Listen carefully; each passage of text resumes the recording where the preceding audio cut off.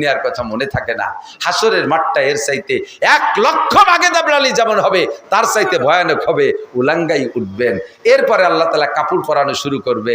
সর্বপ্রথম কাপড় পরাবে হযরত ইব্রাহিম আলাইহিস সালামকে, যেহেতু নমরুদ তাকে উলাঙ্গা করে আগুনে ফেলাইছে। আল্লাহ এরপরে আমাদের নবী সাল্লাল্লাহু আলাইহি সাল্লামকে পড়াবেন সবার আগে, বাকিদের ভিতরে ইব্রাহিম আলাইহিস সালাম সবার আগে। আর আপনারা যারা আজকে একটা আমল করবেন এর বদৌলতে আল্লাহ তাআলা আপনাদেরও প্রথম কাতারে পোশাক পরাই দেবে। যাদের বাড়ি কোরআন শরীফ আছে, যাদের বাড়ি কোরআন শরীফ আছে, আপনাকে বাড়ি কয় যে নাও বলার বাড়িতে মসজিদে জুমা দিয়েছি, অনেকে আছে কয় যে ইজ্জত করতে এনে সম্মানত করি না তাই মসজিদে দিয়েছি। আপনাদের বাড়ি কোরআন শরীফ কি 2-1খান হলেও আছে? যাদের বাড়ি কোরআন শরীফ আছে অবশ্যই ভালো কাপড় নাই কোরআনের গায়ে। মহিলারা ওই চকুটি খেতা, সায়াত তেনা, পুরন ব্লাউজ, বালিশ যেটা নালাতে নালাতে আঠা আঠা হয়ে গেছে ওর তুলু অপারেশন করে ফেলাই দিয়ে ছুটাই দিয়ে খারে দিয়ে তার মধ্যে থুয়ে দিছে। ইদানিং তো শপিং ব্যাগ হয়েছে বাজারি ব্যাগের মধ্যে কোরআন শরীফ, অথবা পোলাপানের হাফ প্যান্ট ছিঁড়ে গেছে এক টাং খুলে ফেলাই দিয়ে আর একটা ট্যাঙ্গের মধ্যে ভরে থুয়ে দিছে। এই কোরআন শরীফের এই অপমান বেইজ্জতি না করিয়া 1 সপ্তাহের ভিতরে বাজারের সবচাইতে যে দামি কাপড় পাওয়া যায় ওই দামি কাপড় দিয়ে আল্লাহর কোরআনকে একটা জামা দেওয়া যাবে? কারা কারা দেখি অন্তর থেকে বলেন। যারা কোরআনকে জামা দেবেন আল্লাহ তাআলা কোরআনের দোয়ায় হাসরের মাঠে আপনাকে প্রথম কাতারে পোশাক পরাবে। আল্লাহ আপনাকে প্রথম কাতারে পোশাক পরাবে। সত্যি দেবেন তো? ওয়াদা খেলাফ করেন না, দেন, ইনশাআল্লাহ লাভ আছে। বলতে যে অনেক দূর সরে চলে আসি। আমাদের সংবিধান বইয়ের নাম কি? কোরআন। এই কোরআনে যখন অভিযোগ করবে আল্লাহ আর টিকা যায় না, ফলে না, জারে ফেলায় তুই, এর মধ্যে জিবরাইলকে পাঠা দেবে। জিবরাইল যাও, উম্মতের কপাল পড়ছে, কাগজ জায়গায় থাক, ভিতরে থেকে হরফ নিয়ে আসো। ওই রাত্রে ভিতরে থেকে আল্লাহ তাআলা হরফ নিয়ে যাবে, আর কোরআন শরীফে কোনো অক্ষর থাকবে না। এটা হলো জিবরাইলের 10ম নম্বর বার আসা। এরপরে আর দুনিয়ায় কোনো মোমেন্ট থাকবে না, সব পাইকারি কাফের আর কাফের হয়ে যাবে। আমাদের জন্য আল্লাহ পাক জালিকাল কিতাবুল লা রাইবা ফি হুদাল লিল মুত্তাকিন, আমাদের পথ প্রদর্শনের জন্য, আমাদের রাহবারি করার জন্য সংবিধান বই পাঠিয়েছে কোরআনে কারীম। কথা বলুন ঠিক ঠিক না? কোরআন আমাদের জন্য রাহবার হিসেবে এসেছে। শুরু থেকে আলিফ লাম মিম বিসমিল্লাহির রহমানির রহিম আলহামদুলিল্লাহ থেকে শুরু করে একেবারে সূরা নাসের সিন পর্যন্ত আল্লাহ পাকের কালাম। কোনো একটা অক্ষর সম্পর্কে সন্দেহ করলে ঈমান নষ্ট হয়ে যাবে। ওর ভিতরে যত বিধিবিধান আসছে সব বিধিবিধান আমার বিশ্বাস করা ফরজ। প্রত্যেকটা আয়াতের সম্মান একই রকম। জায়গা মতো চলে আইছি, এতক্ষণ অস করি নেই, এইটুক কববিদায় এতক্ষণ ধরে বানাইছি। এমনি হলো দোয়ানোর সময় যে খেয়াল করেন। পুরো কোরআন শরীফ সবটুকু আমার তেলাওয়াতের যোগ্য, সব জায়গা তেলাওয়াত করতে হবে। সাথে প্রত্যেকটা হরফে হরফে আলহামদুলিল্লাহ সূরার আ কই হামজা পড়লেও 10 নেকি, সূরার নাসের সিন কইলেও 10 নেকি। 10টা একটা হরফের বিনিময়ে আল্লাহ 10টা করে নেকি বরাদ্দ রেখেছেন। এই কোরআন শরীফের কোনো সূরা থেকে কোনো সূরা কম না, কোনো আয়াতের চেয়ে কোনো আয়াতের মর্যাদা কম না। তবে বিশেষ কিছু সূরা আছে, বিশেষ কিছু আয়াত আছে। এই সমস্ত আয়াত আর সূরার ফজিলত আল্লাহ পাক নিজেই বেশি দিয়েছেন। একটু খেয়াল করব, যেমন সূরা ইখলাস, পুরো কোরআন শরীফের ভিতরে যে সূরা নামকরণ করা হয়েছে, নামকরণের কারণ আছে। এদিক তাকান, ওই সূরার ভিতরে যে শব্দগুলো আছে, আয়াতগুলো আছে, ওর ভিতরে ইম্পর্টেন্ট সবচেয়ে গুরুত্বপূর্ণ শব্দটা দিয়ে সূরার নাম করা হয়েছে। যেমন সূরা বাকারা, এই সূরা বাকারার ভিতরে বাকারার নাম রাখছে কেন? বাকারাতুন মানে গাই। কদ্দুর যাইয়ে হযরত মুসা আলাইহিস সালামের জামানের একটা গায়ের কিচ্ছা ওর মধ্যে আছে, এই জন্যই বাকারা। এক সূরার নাম নামাল কেন? নামাল মানে পিপিলিকা। এই নামাল পিপিলিকার কিচ্ছা, নামলায় সুলাইমানের সাথে পিঁপড়ের কিচ্ছা ওই সূরার মধ্যে, এই জন্যই সূরা নামাল নাম রাখছে। সূরা ইয়াসিন কারণ প্রথম শব্দ ইয়াসিন, কিন্তু সূরা ফাতিহা আর সূরা ইখলাস এই দুটো সূরার নাম রাখছে, এই যে শব্দ দিয়ে নাম রাখছে ওই শব্দ সূরার মধ্যে নাই।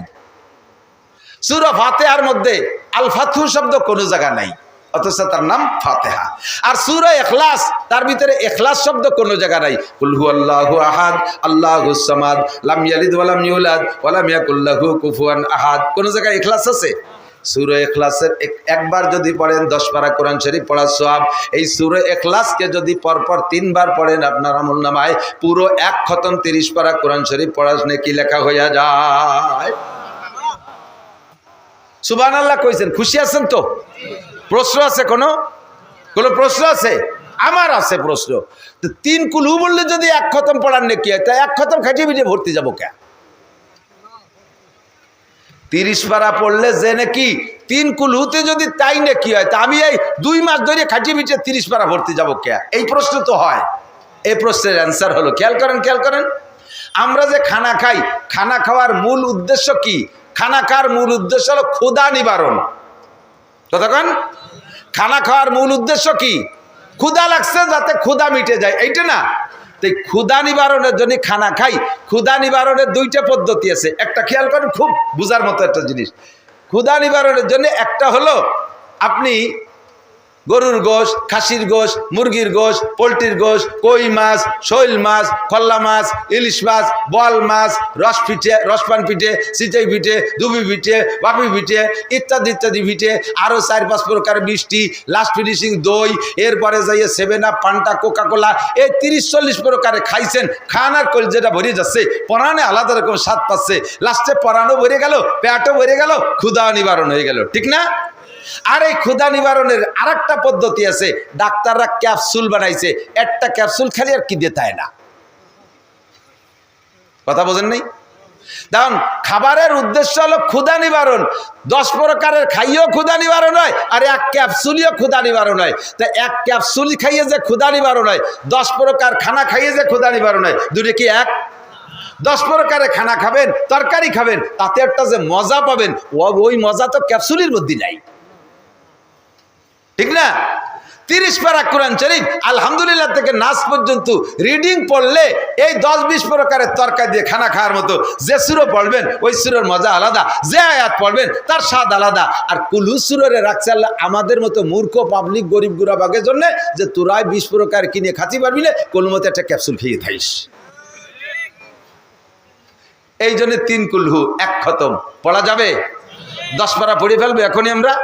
পড়েন বিসমিল্লাহির রহমানির রহিম। কুল হুয়াল্লাহু আহাদ আল্লাহুস সামাদ লাম ইয়ালিদ ওয়া লাম ইউলাদ ওয়া লাম ইয়াকুল কি। এক মাঠে 2 চাষ দিলি মাটি থাকে না, কি করছেন জানেন? আমি শুনছি তো সব। সেই কোন জায়গাতে পিয়ে যেতে শুরু করে লাস্টে মসজিদের টাকা কালেকশন হচ্ছে। 1 টাকা পাবেন না, সব আসেন চুপ করে। আমার টাকা গোছানো একদার দিয়েছে বাড়ি। টাকা কম দিলে সামনে বার আসবে না, কয়ে মিলে নিলাম। আগের থেকে কন্ট্যাক্ট করি না, পরেও করি না।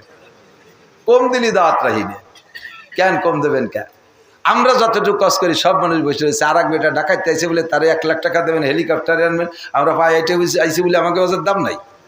দিলি সবাই দেবেন, না দিলি কেউ দেওয়া লাগবে না, আমার একটাও দেওয়া লাগবে না। ওইরকম সবাই খালি হাতে ফেরত দেবেন। আলহামদুলিল্লাহ, শুক্রিয়া।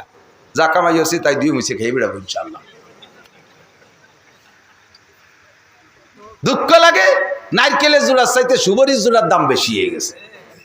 আব্দুল গফফার সাহেব হুজুরে আওয়াজ করতে এনে 5000 টাকা দেয়, আর হুজুরের ছাত্র হুজুরের কাছে হুজুরের কাছে পড়ারও যোগ্যতা রাখে না। কয়টা গজল গাইয়ে সে 60,000 টাকা নিয়ে চলে যায়, পাঙ্কু ভুলা পান। আর আমরা সেই জায়গা বস্তা ভরে টাকা দিই। ওই যেমন কইছি না, পুলিশকে নষ্ট হচ্ছে আসামিরা, আর এই বক্তাকে নষ্ট হচ্ছে পার্টিরা। আগের বক্তারা ওইরকম সরল ছিল, আমরাও সরল ছিলাম। আজও কন্ট্যাক্ট করি না। একটা কাজ করি, দাওয়াত দেওয়ার সময় 2-5 টাকা বলে রেখে দিই। কেন?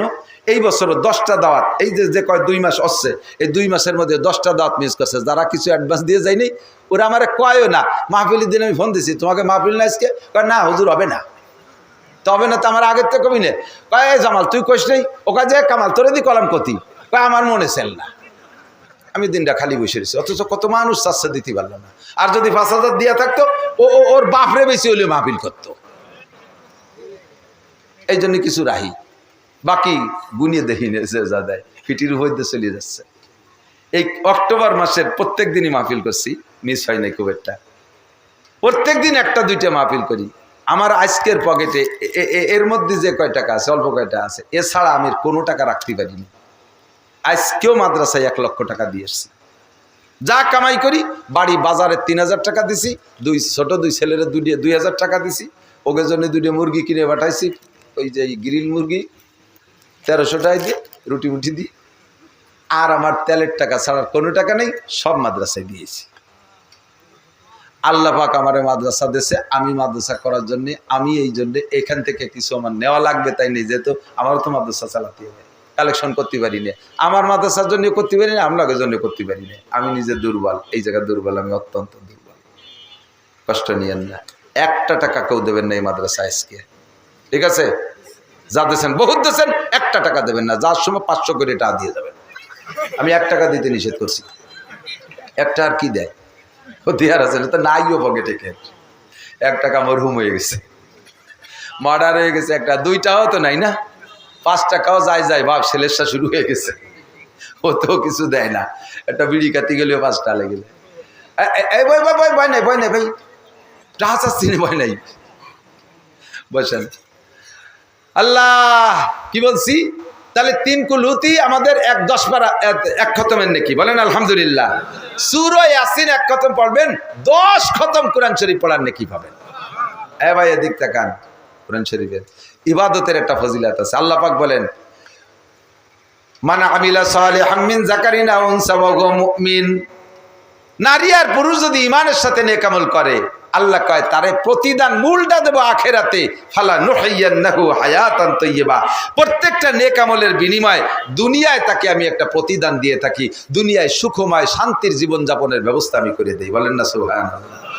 সূরা ইয়াসিন তিলাওয়াত করলে 10 খতমের নেকি, এদের তো বেহেশতে যেয়ে পাবো।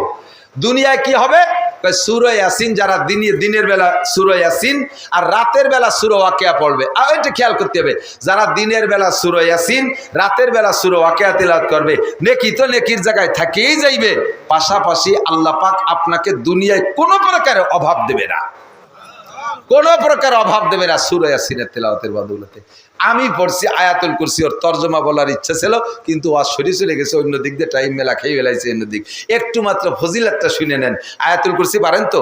যারা পারেন খেয়াল করেন, যদি কোনো ব্যক্তি, হাদিস আসছে পরিষ্কার সহিহ হাদিস, আয়াতুল কুরসি যেখানে লেখছে তফসিরে জালালাইনে, ওই জায়গা উলামায়ে কিরাম হাসিয়া টিকার মধ্যেই দেখবেন এই হাদিস কেন আসছে, আর মূল হাদিসের কিতাবের মধ্যে তো ফাজাইলে কোরআনের মধ্যে আসছেই, যে ব্যক্তি 5 ওয়াক্ত ফরজ নামাজের পরে, আবার বলি, যে ব্যক্তি 5 ওয়াক্ত ফরজ নামাজের পরে আয়াতুল কুরসি একবার তিলাওয়াত করবে, একবার পড়বে, ওই লোকটার জান্নাতে যাওয়ার জন্য বাধা কিচ্ছুই নাই, শুধুমাত্র মরণ।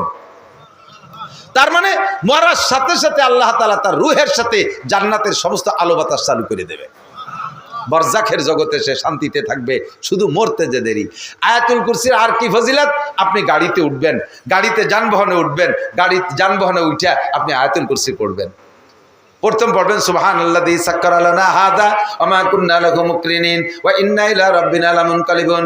এরপরে পারলে আর একটা আয়াত পড়বেন, ওয়া মা কাদারুল্লাহ হাক্কা কাদরিহি ওয়াল আরদু জামিআন কবযাতুহু ইয়াওমাল কিয়ামাহ ওয়াস সামাওয়াতু মাতওয়িয়াতুম বিয়ামিনি সুবহানাহু ওয়া তাআলা আম্মা ইউশরিকুন। এরপরে আয়াতুল কুরসি একবার পড়বেন, এরপরে 5 সূরা 6 বিসমিল্লাহ, 5 সূরা 6 বিসমিল্লাহ, বলেন কয় সূরা? 5 সূরা 6 বিসমিল্লাহ। 5 সূরা 6 বিসমিল্লাহর কি মানে? প্রথম বিসমিল্লাহকে কুলিয়া, বিসমিল্লাহ পড়ে কুলিয়া সূরা, বিসমিল্লাহ পড়ে ইজাজা সূরা, মাঝে তাব্বা তেদা পড়বেন না, বুঝতে পারছেন? বিসমিল্লাহ পড়ে কুলিয়া, বিসমিল্লাহ পড়ে ইজাজা, বিসমিল্লাহ পড়ে কুল হু আল্লাহ, বিসমিল্লাহ পড়ে ফালাক, বিসমিল্লাহ পড়ে নাস, নাস পড়ার পরে আরেকবার বিসমিল্লাহির রহমানির রহিম।